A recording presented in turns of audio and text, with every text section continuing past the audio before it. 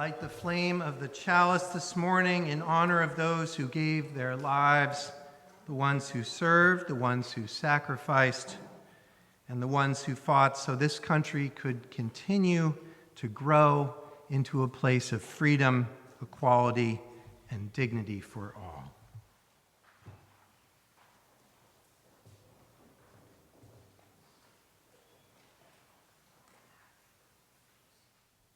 Our reading this morning comes from the historian and author of the popular daily newsletter, Letters from an American, Heather Cox Richardson. She writes in her book, Democracy Awakening, of the New York Times Magazine's launch of the 1619 Project. Did you all read some of the 1619 Project? This was spearheaded by the journalist Nicole Hannah-Jones. The project reframed our understanding of American history by placing slavery and its continued legacy at the center of our national origin story. The date of 1619 is the date of the first landing of 20 to 30 enslaved Africans at the English colony of Virginia. So in response to this project of 1619, Richardson writes, Trump organized his own project, the 1776 Commission. Its members released their report on the federal holiday that celebrates the birthday of the civil rights icon, Reverend Martin Luther King Jr., and just days before the Democratic President Joe Biden's inauguration. They presented a version of America based in the uplifting pronouncements of the founders alone, suggesting American democracy was established as soon as the lawmakers of the Second Continental Congress articulated it.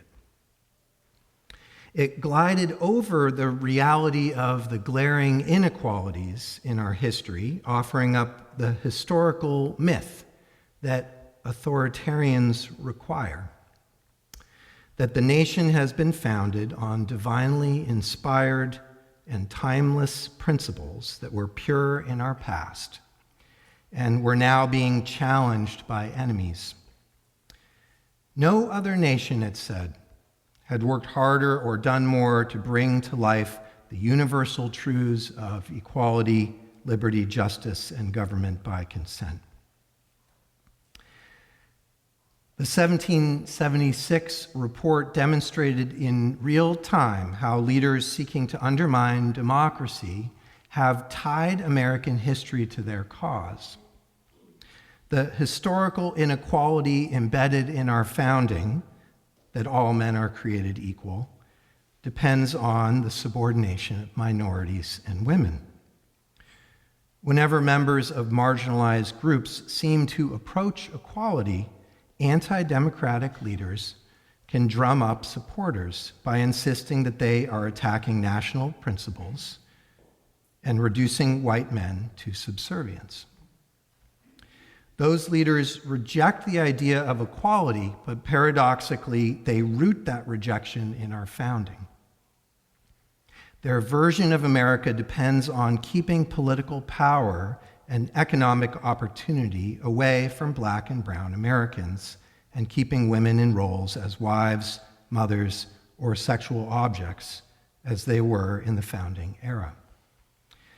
To justify that exclusion, it also requires defining the powerless as inferiors, either criminals or weak-minded people, unable to think or act for themselves. When Trump's followers attacked the U.S. Capitol on January 6, 2021, they were embracing this strand of American history, one that stretches beyond 1619 to the enslavement of indigenous Americans, that began as soon as European sailors dropped anchor off the American continents. That version of history was articulated clearly by the Confederates, whose battle flag Trump Republicans carried into the U.S. Capitol on January 6. Quote, "I repudiate as ridiculously absurd that much lauded but nowhere accredited dogma of Mr. Jefferson that all men are born equal," South Carolina Senator James Henry Hammond wrote before the Civil War. Here ends the reading. Gentle friend, let me sing melodies to give you wings. May you find soft green hills to give you rest. May you be full of strength like the mountains still and free. Wise heart, illumine us like stars upon the sea. That was beautiful, thank you.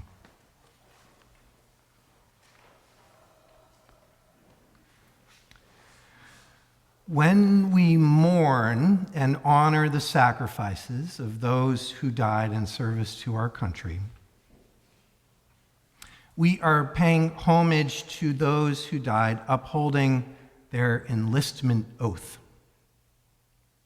The oath begins, "I do solemnly swear that I will support and defend the Constitution of the United States against all enemies, foreign and domestic, that I will bear true faith and allegiance to the same." Now, the Constitution, as you may recall, was a reworking of the earlier Articles of Confederation, because that wasn't holding the country together. It became and has been ever since the supreme law of this land. It establishes a representative democracy, right? With a deliberate system of checks and balances between the legislative, the executive, and the judicial branches of government, so that each would check the other to prevent the rise of a tyrant. So on Memorial Day, when we honor those who died while serving in the U.S. military, I believe we need to do two things. We need to mourn the loss of humanity, the people who died, and we need to honor the fact that they sacrificed in the service of our Constitution, which is where we carry the dream of the American ideal we seek to perfect. That each person should have an equal say in the decisions determining their country's future and equal rights and treatment under the law. The ideals, in short, that guard against tyranny. Therefore, the purpose of the military is noble indeed, to support that ideal. American attorney Norman Eisen, a senior fellow at the Brookings Institute and co-author of the Contrarian publications, anyone read that? Put it this way just yesterday, quote, "The American idea which those still serving and their absent comrades fought and died for is being attacked from within this Memorial Day. And so I ask you the same question that I asked a full year ago. How do we honor those who died for freedom while liberty remains under attack? How do we salute the flag and that idea of America it stands for when its meaning is consistently assaulted by the very administration entrusted with its care? Some might say we should simply remember our lost soldiers without tarnishing that tribute by addressing our political climate. But looking away squanders their sacrifice. It is our responsibility to be candid about the ongoing crises and to honor those who serve more urgently with each day that passes and with each new senseless war they are asked to wage on behalf of our great country. End quote.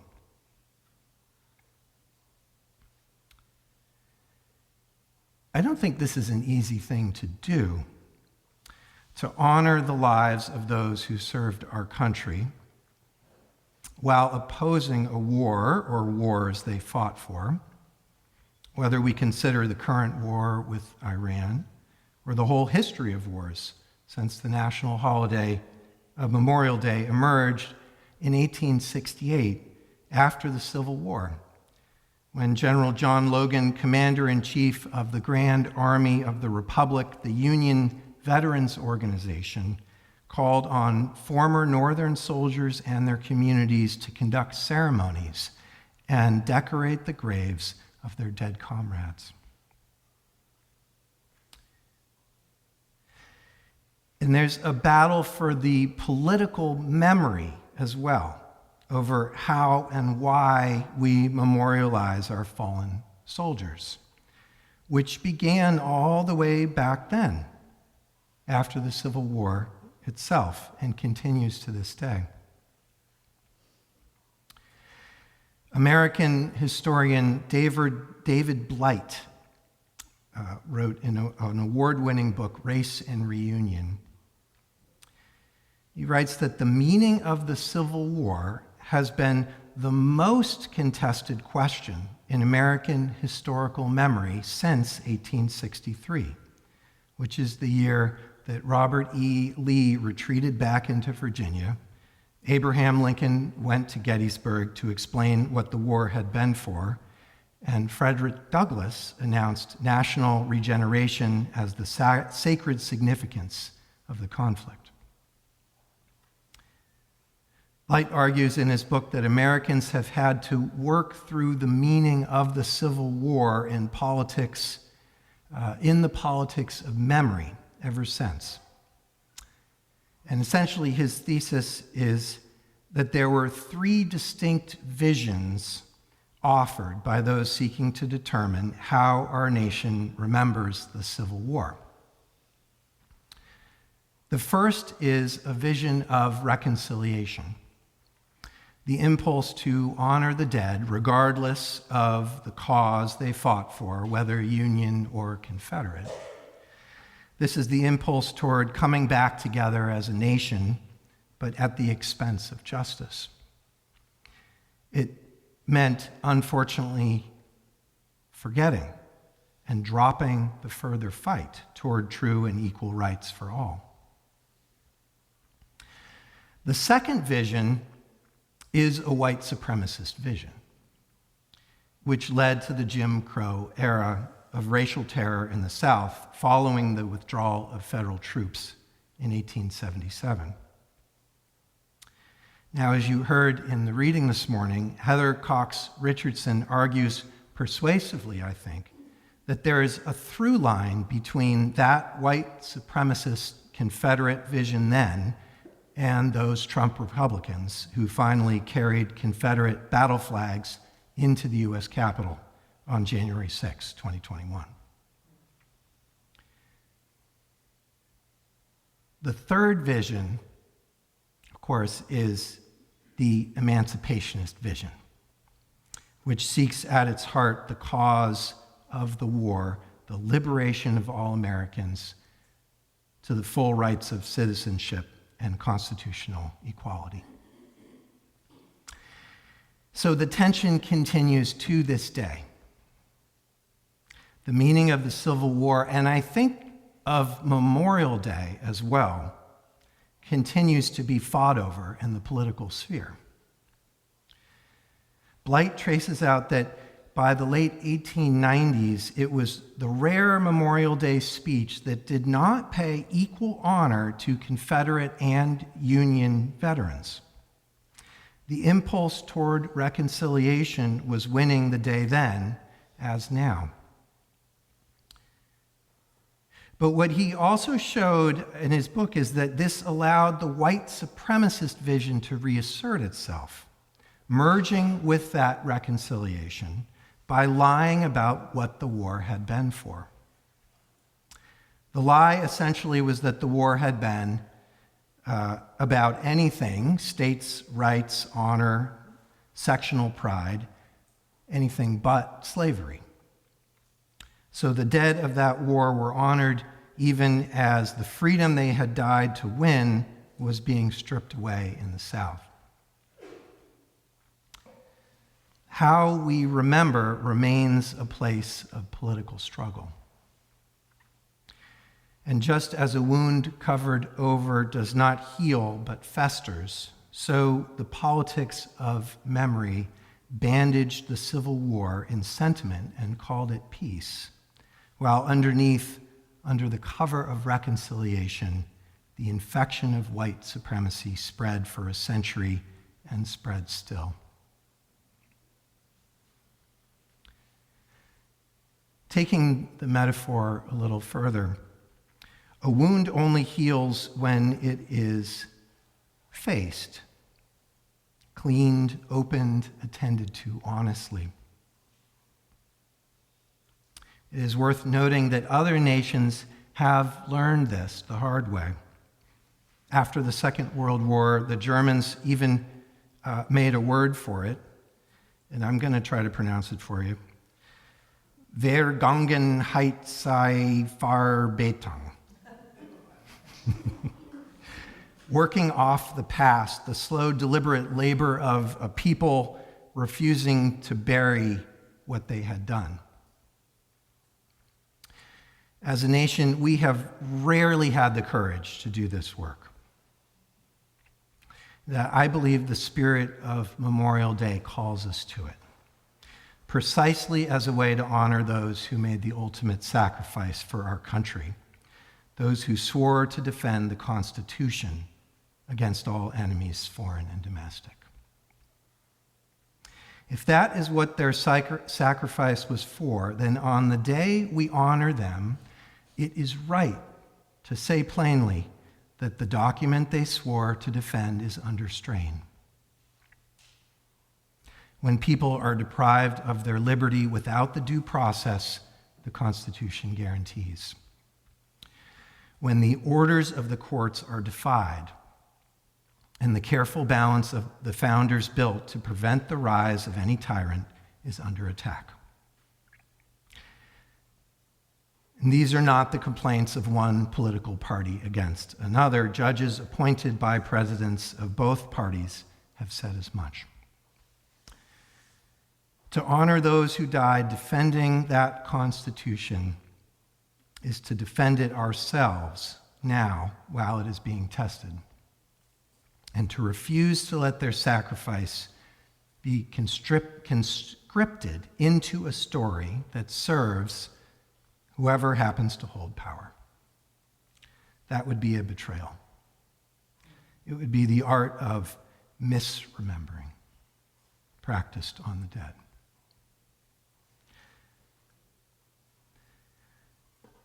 So I believe, as I said, that we are asked to do two things, and they pull against each other a bit on Memorial Day. We're asked to honor the dead as human beings, the young person who did not come home, the father, the daughter, the friend, to honor the grief, which is always real and sacred. And we are asked at the same time to tell the truth publicly about our wars and their causes and what is being done in our name. One of my favorite meditation teachers is the Buddhist nun Pema Chodron, who, by the way, was just on the Ezra Klein show, and you can hear a podcast of her. She writes about our endless pull toward the poles of opposites as human beings, our craving to sort everything into us and them, right and wrong, so that at last we can relax into being simply for or against a position with clarity, right? So on a day like this, that pull is strong, to choose only grief and forget the hard truths, or to choose only the critique and forget the human beings.